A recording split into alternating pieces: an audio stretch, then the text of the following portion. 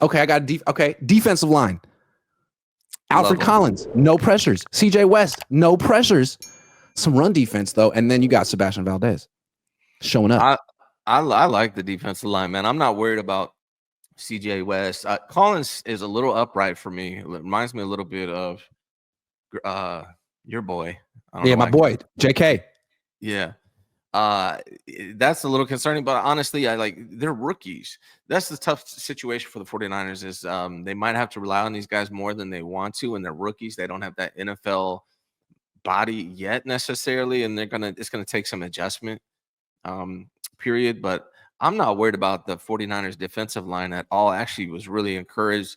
Kalia Davis, man, I've been saying it for 3 years. When he's healthy, he's phenomenal. The problem is he's not healthy that much. But if he can stay healthy, I really, really like Kalia Davis. Like he should be a starter, honestly. They still have Jordan Elliott. And then with CJ West, I actually like what I saw from CJ West. Evan Anderson was encouraging last year. We'll see if Alfred Collins can get his pad level down and contribute. But I don't have many concerns. And then Valdez Sebastian Valdez was actually really encouraging. So I think defensive tackle for the 49ers is all of a sudden one of their strongest positions.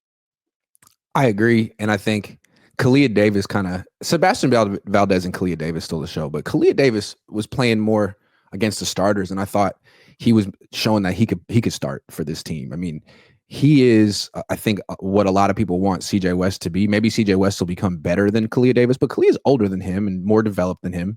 And I thought he was more powerful, had a stronger bull rush, generated more movement. I really like Kalia Davis. And I thought he did this last off. I thought like in preseason last year, watching him was like he was playing a different game than the other backups out there, and then he got hurt.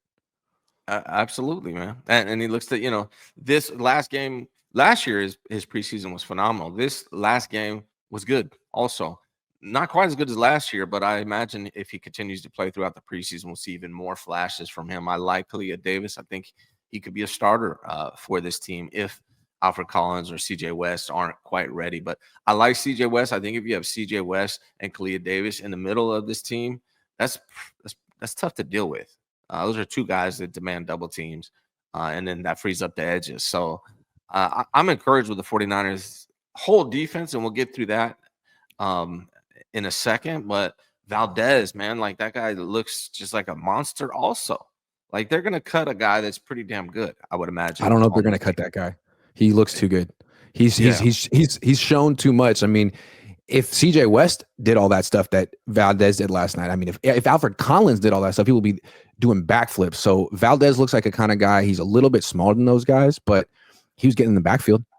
He's making plays. Yeah. He was running sideline to sideline. I think that's a gem. He might be their best undrafted free agent this year. Him. Yeah, Valdez looked like a monster, man. So I don't know how many they're going to keep on the defensive tackle side, but then on DN, obviously Nick Bosa, Bryce Huff, we didn't get to see much from. Michael Williams. I don't know who that fourth guy is. I would imagine they'll keep 4 on the ends at least. It's either who do you think it would be, Yatur or Sam? Okay, if he ever gets healthy, but yeah, Yatur, Nick, Michael, and Huff, maybe Sam as well. Yeah. If they keep D-line, man, the D-line with Robert Salah calling plays is going to be good, man. I think they will definitely. And I think we saw also it's not going to be a 4-man rush pass rush team all the time. I mean, he was bringing 5-man pressures yesterday in a preseason game, blitzing Chase Lucas. It was kind of cool. They were doing stunts and twists and up front, all kind of stuff. Defense is going to be greatly improved, particularly up front. The trenches are stacked with the 49ers on the defensive side, which is great, man. I just thinking about those young guys, they're so young. They're just going to get better and better as the year goes on and as seasons go on. So I think the 49ers have done a great job finding defensive line. And then with Robert Salah, I'm very confident that they're going to be a lot better stopping that run and helping the edges get some pressure on the quarterback. Yeah, I agree. BNA established 1988 says Bradley was the wrong Nepo pick at quarterback. Who was the right Nepo pick? Oh, we're going to talk about that later. But yeah, we're going to talk about that later. Brother Bob says, sadly, I really see 5-12 this year. We already hurt. No way we can expect Trent, Kittle, CMC to make the entire season. Purdy gets hurt with no Trent. They could absolutely be 5-12. They could be 12-5. It all depends on Trent more than anyone. Like Trent more than Kittle, Trent more than CMC, Trent more than Brock, in my opinion. Like Trent is on a whole different level. Oh, for sure. Because with him on the field, they can always run the ball. They can always run the ball to the left. And if they can run the ball, then they can do play action and everything kind of falls in line. Without him, they can't run the ball. They're one-dimensional. They for sure can't pass like that. They're fucked. Fucked. Unless they're playing a team that really sucks.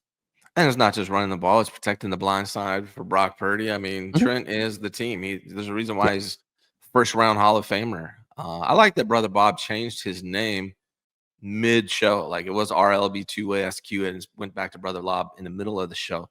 Yeah, that's just great poise and awareness and good adjustments. You know, he's not a system commenter at all. No. Adjustments midstream. Yup, Ryan, we could use those 4 Trey Lance picks. Nah, man, they didn't need him. They're so light years ahead of the rest of the league. Jason Less says it was nice of the SF offense to frequently share the ball with the Denver defense. Burford makes the game 10 versus 12. He was the best player on Denver's defense. I laughed, but it was mean. But I still laughed. Some truth to that. Yeah, it sucks for Kyle. Made excuses for him after the game. Yeah, I think he's a guard, man. I don't think he's got the feet for a tackle. Which is crazy because like that's what they said when they drafted him. They're like, yeah, we're moving him to guard because he doesn't really have the feet to play tackle. And they're like, actually, we need a tackle. So the stuff that we said about him, forget that. We were joking. Fish relaxing 9361 says Collins got stood up by a 260-pound third stringer and zero effort chasing backside. Yeah, guys. He stands straight up. That's the thing you notice about him. He's straight up and down. And I mean, the most you can help from him if he's going to be playing like that is taking right. He might be able to eat up a couple double teams like that and swat a couple passes down, but he's not going to get in the backfield if he continues to play like that. I just feel like people aren't familiar with what he did in college. Like last year in 16 games at Texas, he had 1 sack and 7 pass breakups. He is literally looking to bat passes. He's not getting anywhere near the quarterback. Nowhere near him. No. So I wouldn't expect him. I would never expect that to be part of his game. He's never going to get a lot of sacks unless he just totally like it's just his style. But unless the quarterback runs directly into him. Yes. Which happens. Yeah, it does happen. It happens. Brother Bob says Chase Lucas equals dog. Made some NFL team. Hope it's the Niners. Yeah, we'll get to him in a minute.